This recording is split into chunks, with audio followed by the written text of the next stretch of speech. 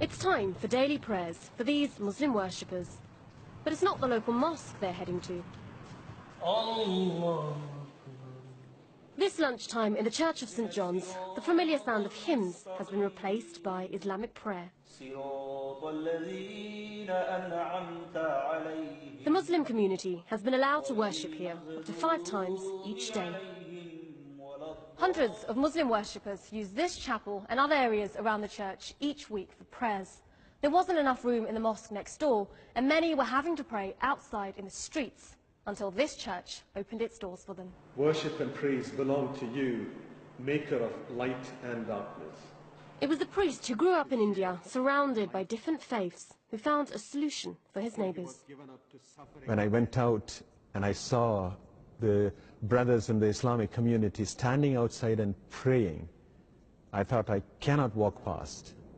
This is my neighbor, and I have to respond. So I invited the members of the Islamic community to come and use the church for worship. Now, when this tiny mosque gets overcrowded, such as during Friday prayers, worshippers who can't squeeze in just need to make the short journey to St. John's. The local diocese believes this may be the only place in the country where Christians and Muslims share the same place of worship. It is a fantastic thing, which is two religions working together. We are very grateful to the church people, because they did open for us. We used to pray outside the masjid, which is kind of a pathway, and it was really cold, and when it rains that is really difficult to pray down there. So they allow us to pray inside the church. That's really a big thing. There has been some opposition to this arrangement, with the priest facing criticism on social networking sites.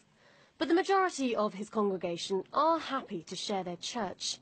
And both sets of worshippers hope their special relationship here can serve as a model for the two faiths. Divya Talwar, BBC News, Aberdeen.